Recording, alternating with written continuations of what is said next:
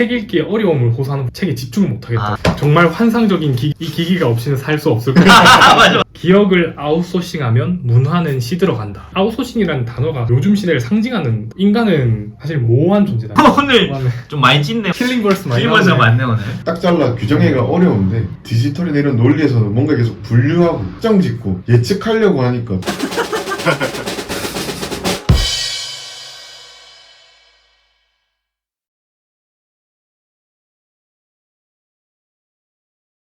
장점과 단점부터 말하겠습니다. 장점, 인터넷의 부정적인 면을 이제 극적으로 서술했다. 문학적으로 서술한 것 같아서 좋았습니다. 그래서 재밌었어요. 뭔가 선동당하는 느낌이었어. 감정적으로 빠져드는 느낌. 위기의식을 고취시키는 그런 식의 서술 방식이 되게 많이, 와, 나 큰일 났는데? 나 멍청해지는 거 아닌가? 이런 위기감이 마음속에서 싹 텄습니다. 그 극적인 서술 방식이 구체적으로 어디 찝어줄 수 있어? 초반에 사람들이 책 읽기에 어려움을 호소하는 부분이 나온다 얘가. 좀 똑똑한 사람들이 이제 난 더 이상 책에 집중을 못하겠다고. 그 장을 보니까 위기감이 고조되고 이게 우리 모두의 문제다, 시대의 문제다라는 생각이 들더라고. 그래서 이런 충격요법을 초반에 배치하고 뇌과학부터 시작해서 뭔가 천천히 빌드업해 나가는, 되게 잘 썼다. 단점은 이제 개념에 대한 조작적 정의가 명확하지 않은 느낌이 들었습니다. 조작적 정의가 명확하지 않다는 건가요? 개념의 조작적 정의라고 한다. 이거 사회과학 연구를 할 때 처음에 이 사람이 창의성, 판단력 이런 개념을 제 나이 말로 남발하고 있는데 그 개념이 도대체 뭘 의미하는지 정의를 제대로 내리고 있잖아. 예를 들면 그 사람이 얘기할 때 인터넷을 쓰면 우리가 옛날로 돌아간다 했다. 이거 즉각적으로 위험을 딱 인지하고 빠르게 대응하는 그 원시인의 뇌로 돌아간다는 식으로 얘기를 하잖아. 그래서 빠른 판단하는 데는 좋은데 뭐 깊이 이해하는 데는 좋지 않다.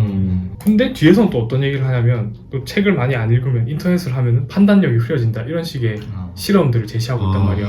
그럼 앞에 판단력이랑 뒤에 판단력은 다르냐, 이런 의문이 든다는 거지. 그래서 난 좀 이해가 안 됐나 봐 진짜. 난 그런 게 많았어. 그러니까 이 사람이 개념에 대해서 정확히 정의를 안 돼. 엄밀함이 부족하다고 해야 되나? 심정적으로는 잘 이해하고 무슨 말인지 대충 알겠어. 근데 이 단어 하나하나 세부적으로 엄밀하게 들어갔을 때 정확한 개념을 사용하고 있느냐, 의문이 든다 이거. 근데 확실히 사회과학이다 이거.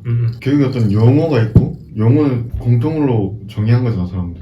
그런 부분에 있어서 확실히 좀 논란이 있겠는걸? 나는 그러니까 판단력이랑 똑같은 말을 썼는데 앞에서는 인터넷을 쓰면 판단력이 좋아진다는 식으로 얘기하고, 순간적인 상황 판단력이, 뒤에서는 어떤 문제를 판단해서 문제를 해결하는 능력이 안 좋아진다고 말하거든. 똑같은 개념을 쓰면서 개념을 명확히 정의하지 않았다는 글을. 아니, 나는 그런 부분 어떻게 느꼈냐면, 인터넷을 써서 좋은 점도 분명히 있는데 나쁜 점도 있다, 이거를 동시에 얘기하려고 하다 보니까 이렇게 논지가 약간 흐려진 거야. 나는 반대 의견도 이야기는 해주지만 동시에 이야기해주려고 노력은 하는데 그거 균형을 맞추려고 했다고는 생각이 안 돼. 자기 전에 쭉 하다가 마지막에 한 요 정도 진짜 반대.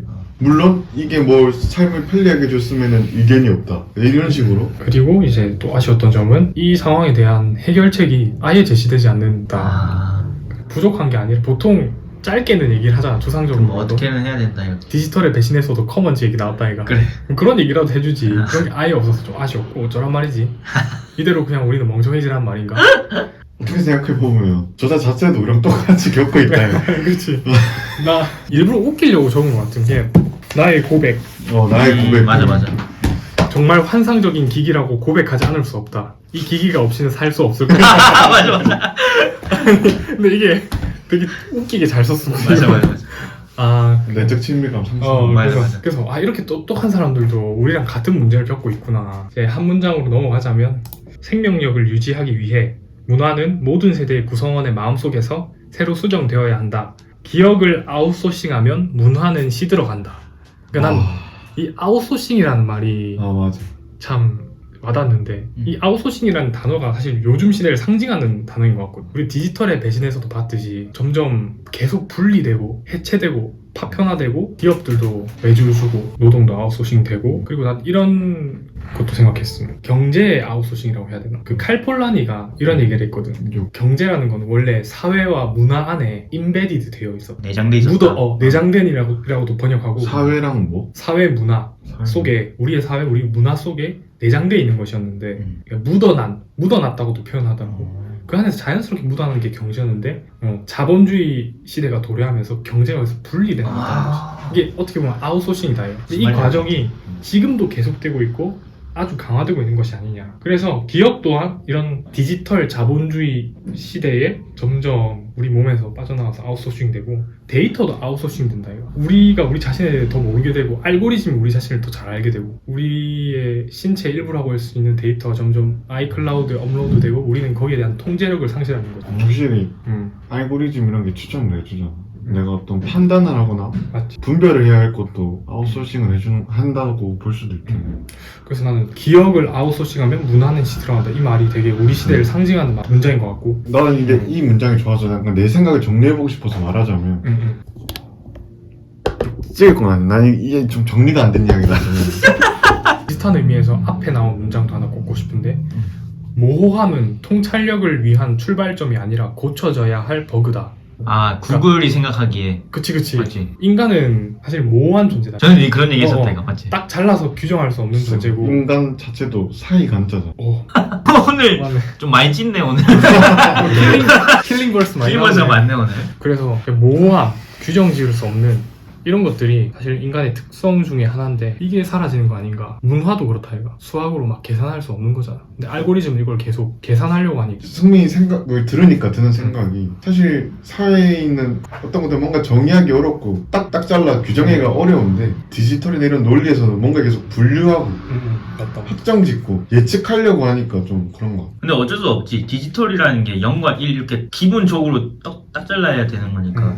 뒤에 뭐 나중에 무슨 개념을 쓰려고 해도 문화를 넷플릭스에서 하는 게 그거잖아. 영상을 태그화 해가지고 분류해서 알고리즘에 띄워주는 거잖아. 맞다. 그러니까 어쨌거나 서비스를 제공하려면 그렇게 할 분류를 할 수밖에 수밖에 없네. 없는 거야. 디지털은 그런 운명인 거야. 근데 사실 우리는 좋아한다 싫어한다도 있지만 그 사이에 어떤 맞지. 미묘한 맞아. 그게 있잖아. 감정이. 맞아. 근데 컴퓨터로는 그런 게 좀 안 되니까. 이어서 좀 얘기를 할게. 음. 현준이가 방금 말했는데 그러니까 이런 변화가 어쩔 수 없다 이렇게 그런 측면이 있는데 생각을 해보고 싶었어. 가장 인상 깊었던 점 과연 어쩔 수 없는 흐름인가.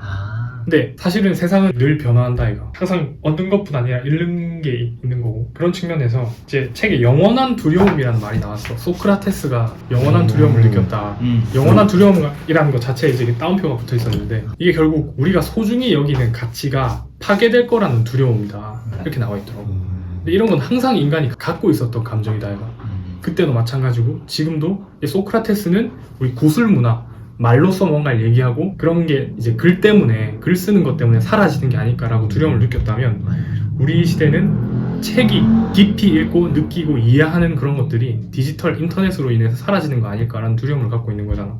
우리가 소중하게 여기는 것들이 어쩔 수 없이 파괴돼 가는 과정, 이게 과연 어쩔 수 없는 것인가. 그리고 파괴되는 거에 따른 두려움이라든지 이런 게 항상 인간이 가져왔던 감정 아닌가. 그리고 뭐 에라스무스, 세네카 이런 사람들이 독서법을 소개해준 것들 인상 깊었어. 나도 이렇게 읽어봐야 되겠다. 메모하면서. 메모. 에라스무스는 이제 독서 그 메모장을 만들어서 기록해라. 노트 쓰라. 인용구 같은 걸 기록해라. 이렇게 깊이 읽기가 있었던 시대의 학자, 작가 그리고 작품들의 그 내용을 인용해가지고 그게 뭔지 뭔가 가슴으로 와닿게 하는 서술 방식. 인상이 깊었습니다. 찬반? 저자의 주장에 대한 찬반. 그러니까 이게 어쩔 수 없는 변화인지 인터넷으로 인한 사고방식의 변화가 4차 산업혁명 시대의 새로운 인재에 걸맞는 게 아닌가? 어쩔 수 없는 거 아닌가? 라는 의문이 들었어. 얘기해보면 좋을 것 같고 나는 좀 안타깝지만 어쩔 수 없는 변화. 난 어떻게 보면 안타까워야 하는가에 대해서도 토론할 수 있을 것 같아. 뭐 안타까운 거니까 좋은 걸 수도 있다. 좋을 수도 있지 이렇게 생각할 수도 있고. 안타깝다고 생각하는 전제 자체가 안 좋다고 생각하는 거잖아. 그렇지. 그거에 대해서 먼저 생각해볼 필요는 있는. 그래서 뭐 인간의 사고방식 변화는 시대에 따른 자연스러운 흐름일 수도 있다. 그래서 지금 일어나는 우리가 그 여러 문제들, 인터넷에 따른 문제들은 단지 단기적인 전환기에 따른 산통이라고 해야 되나? 새로운 시대를 낳기 위한 성장통 같은 거. 성장통이다. 아, 그 말이 딱 그 말이 맞는데 생각이 안 났어. 단기적인 성장통일 수도 있다. 그리고 저자가 생각하는 깊이 읽기는 르네상스 시대의 지식인 계층만의 특성이 아닌가라는 의문이 들었거든요. 과연 1950년대, 60년대 대중들이 저자가 생각하는 것만큼 책을 깊이 읽었을까? 라는 의문이 또 들었어. 그 말 산업사회 대중들 말이야. 그러니까 이 사람이 생각하는 깊이 읽기가 현실에 기반한 개념이라기보다는 뭔가 자기가 생각하는 이상적인 상태라는 느낌이 좀 많이 많았거든. 실제로 이런 깊이 읽기가 이것도 근데 그 문제 자체도 깊이 읽기라는 용어에 대한 뭔가 정의? 좀 안 돼서 생긴 문제 같기도 하고. 맞아. 그것도 그러네. 그러니까 그냥 깊이 읽기가 과연 현실에 존재했는가의 문제도 따져봐야 될 거라고 생각. 저자가 생각하는 이상적인 상태 아닌가? 실제 있었던 게 아니라 이런 생각도 하거든. 좀 그런 부분에 의문이 있었다. 찬반이라기보다는. 근데 전체적으로는 저자의 논지에 동의한다. 그리고 책과 관련하여 이제 더 얘기하고 싶은 점은 그리고 기술 자체의 선악을 따지는 게 정당한가? 책은 과연 사라질 것인가? 그리고 또 중요한 질문인데 인류는 과연 다른 무언가로 진화하고 있나? 포스트 휴머니즘. 새로운 종으로 진화하는 건 아닌가? 그런 의문도 들었습니다. 나도 근데 이 책 읽다 보니까 고전 인용이 많았잖아. 저기 로크라든지 칸트라든지 이런 사람들 얘기가 나오니까 뭐라는 거야 씨발. 너무 어려가지고. 헤르만 헤세의 시타르타라는 책입니다. 시타르타가 내적 성장을 하는 과정을 이 책이 그리고 있잖아. 이제 사랑을 하기 위해서, 그지 아마 섹스를 하기 위해서